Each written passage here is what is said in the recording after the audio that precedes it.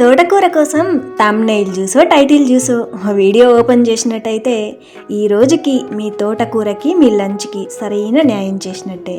చాలే అంతగా చెప్తావు, రెసిపీ పేరు చెప్పు అంటారా? నిజం చెప్పాలంటే నాకు తెలీదు పేరేం చెప్పాలో. తోటకూర ఫ్రైయో, తోటకూర ముద్దకూరనో, తోటకూర కర్రీనో మీకు నచ్చింది పెట్టేసుకోండి. దానికోసం ముందుగా కడాయిలోకి ఒక 5-6 స్పూన్స్ దాకా ఆయిల్ వేసుకోవాలి. వేసిన ఆయిల్ హీట్ ఎక్కిన తర్వాత పోపు దినుసులు ఆవాలు, ఉద్దిపప్పు, శనగపప్పు వేసుకోవాలి.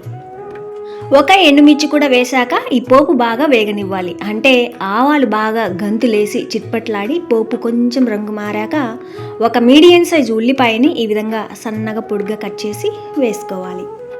ఉల్లిపాయలు కొంచెం ఎక్కువ వేసుకుంటే బాగుంటుంది. వేసిన ఈ ఉల్లిపాయల్ని హై ఫ్లేమ్లో కొద్దిసేపు, మీడియం ఫ్లేమ్లో కొద్దిసేపు వేయించుకోవాలి. ఎర్రగా వేగనివ్వాలి. ఎర్రగా వేగిన ఈ ఉల్లిపాయల రుచి రైస్లో కలుపుకోవడానికి టేస్ట్ చాలా బాగుంటుంది. ఈ ఫ్రైలోనే కాదు, ఏ ఫ్రైలో అయినా సరే ఎర్రగా వేయించుకుంటే బాగుంటుంది.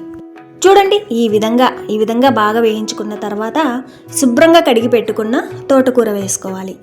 వేసే ఈ తోటకూరని లేత కాడలతో సహా కట్ చేసి వేసుకోవాలి. ఇక్కడ నేను తీసుకున్నది ఒక పెద్ద తోటకూర కట్ట. ఇక్కడ వేసే తోటకూరను బట్టి ఇందాక వేసిన ఉల్లిపాయలు వేసుకోవాలి. ఎక్కువ తోటకూర వేసుకున్నట్టయితే ఉల్లిపాయలు కూడా ఇంకొంచెం ఎక్కువ వేసుకోవాలి. ఆకుకూర వేశాక కలపడానికి వీలుగా ఉంటే కలిపేసుకోండి. లేదంటే ఈ విధంగా మూతుంచామంటే లో ఫ్లేమ్లో కొద్దిసేపు తర్వాత చూస్తే ఆవిరితో ఆకు కొంచెం మెత్తబడి ఈ విధంగా తయారై ఉంటుంది.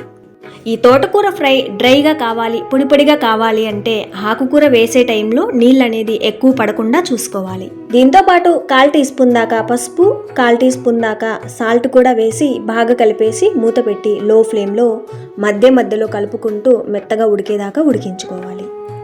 మూత పెట్టాక ఇక్కడ గుర్తుంచుకోవాలి, లో ఫ్లేమ్లోనే ఉడికించుకోవాలి.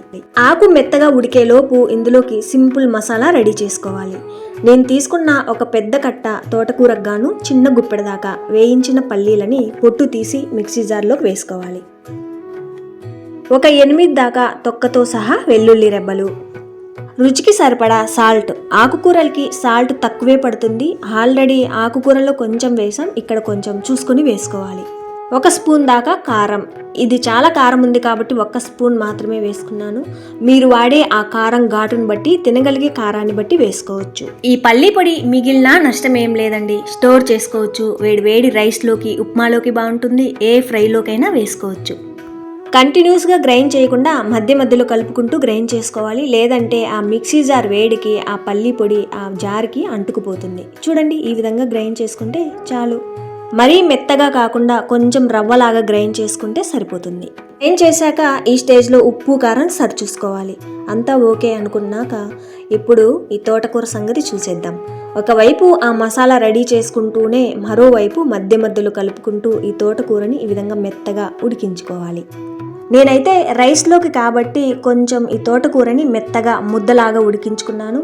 పప్పు, రసం, సాంబార్లోకి సైడ్ డిష్ కోసం అయితే డ్రైగా ఉండాలంటే మాత్రం ఆకుకూర వేసే టైంలో ఎక్కువ నీళ్లు పడకుండా చూసుకోవాలి.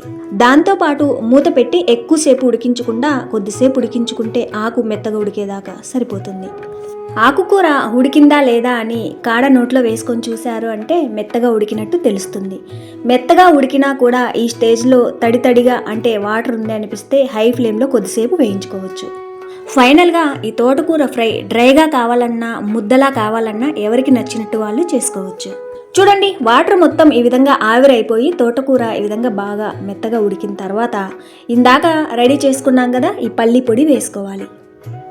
మసాలా ఎక్కువ గ్రైండ్ చేసినట్టు అనిపిస్తే ఒకేసారి వేయకుండా ఫస్ట్ కొంచెం వేసి ఫ్రైలో కలిపిన తర్వాత తక్కువ అనిపిస్తే మళ్ళీ అయినా వేసుకోవచ్చు. నేను గ్రైండ్ చేసిన మసాలా మొత్తం సరిపోయింది. రైస్లో కలుపుకోవడానికి మసాలా సరిగ్గా సరిపోయింది. ఒకవేళ సైడ్ డిష్ కోసం అయితే మసాలా కొంచెం లైట్గా వేసుకోవచ్చు, మీకు తగినంత.